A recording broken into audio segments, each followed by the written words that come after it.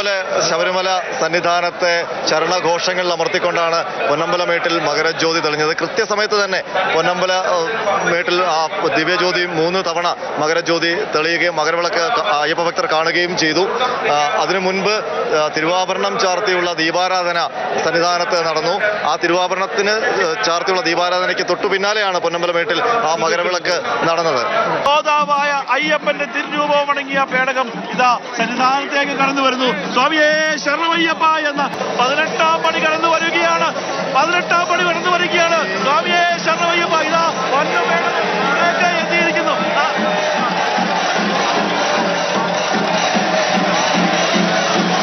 വൈകിട്ട് 6:20 തിരുവാഭരണ ഘോഷയാത്ര സന്നിധാനത്തേക്ക് എത്തിയത്.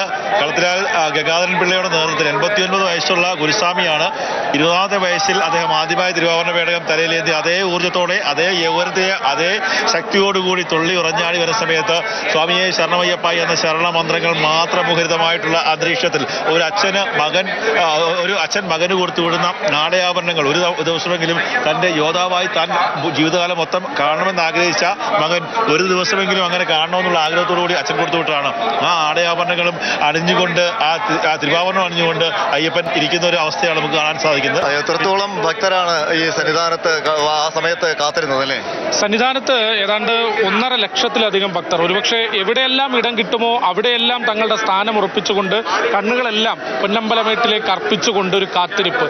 ആ ദിവ്യജ്യോതി തെളിയുന്ന നിമിഷമുണ്ടാകുന്ന ശരണം വിളി, അതിന്റെ ഊർജം പറഞ്ഞറിയിക്കുന്നതിലുമൊക്കെ എത്രയോ ഇരട്ടിയായിരുന്നു. ഇവിടെ മാത്രമല്ല, പാണ്ടിത്താവളത്തും പരുന്തുംപാറയിലും അട്ടത്തോടിലും നിലയ്ക്കലിലുമൊക്കെ അയ്യപ്പ ഭക്തർ ഈ മകരവിളക്ക് കാണാൻ വേണ്ടി കാത്തിരുന്നിരുന്നു. അവിടെയൊക്കെ വളരെ സുരക്ഷിതമായ സന്നാഹങ്ങൾ സർക്കാർ ഒരുക്കുകയും ചെയ്തു. ഏതായാലും മാതൃഭൂമി ന്യൂസ് കൃത്യമായി ഈ മകരവിളക്ക് ഉത്സവ ചടങ്ങുകൾ സന്നിധാനത്ത് നിന്ന് നമ്മൾ രാവിലെ തൊട്ട് എത്തിക്കുകയും ചെയ്തു. എന്തായാലും മാതൃഭൂമി ഗംഭീരമായിട്ട് ഇത്തവണത്തെ മകരവിളക്ക് ആഘോഷിച്ചിരിക്കുകയാണ് ജനങ്ങളോടൊപ്പം. വളരെ സന്തോഷം. ഇത് ഭക്തിയിൽ ആറാടിക്കുക. നന്നായിട്ടുള്ള വിവരണമായിരുന്നു. രണ്ടുപേർക്കും എല്ലാ ആശംസകളും. അതായത് രാവിലെ പ്രഭാതം പൊട്ടിവിടുന്ന സമയത്ത് മുതൽ തന്നെ വലിയ തിരക്കായിരുന്നു. അതിനുശേഷം 8:55 കവടിയാർ കൊട്ടാരത്തിൽ നിന്ന് കൊണ്ടുവന്ന നെയ്യ് ഉപയോഗിച്ച് അയ്യപ്പന് സംക്രമാഭിഷേകം നടത്തിയത്.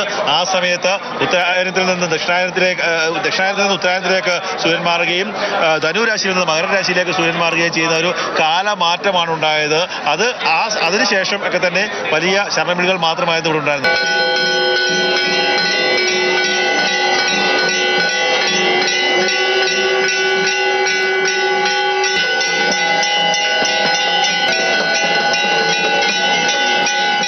മകരവിളക്ക് ഉത്സവം കഴിഞ്ഞ് സന്നിധാനത്ത് നിന്ന് മടങ്ങുന്ന അയ്യപ്പ ഭക്തർക്ക് വേണ്ടി കൃത്യമായ സംവിധാനങ്ങൾ പോലീസ് ഒരുക്കിയിരുന്നു. അത് സന്നിധാനത്ത് മാത്രമല്ല, പമ്പയിൽ നിന്ന് മടങ്ങുന്നവർക്കും നിലയ്ക്കൽ നിന്ന് മടങ്ങുന്നവർക്കുമൊക്കെ കൃത്യമായ മാർഗനിർദ്ദേശങ്ങൾ ഉണ്ടായിരുന്നു. നമ്മൾ RAF, NDRF, അതുപോലെ നമ്മുടെ revenue department, Devaswom board, fire force അവരൊക്കെ ഭയങ്കരമായി രാത്രി ഉറക്കമൊഴിഞ്ഞ് ഞങ്ങൾ അതിലേക്ക് ക്രൗഡ് മാനേജ് ചെയ്യുന്നതിന് സഹായിച്ചു. ഇന്നത്തെ ദിവസത്തോടു കൂടി ഉത്സവങ്ങൾ, ഈ മകരത്തിലെ ഉത്സവങ്ങളുടെ ആരംഭമാണ്.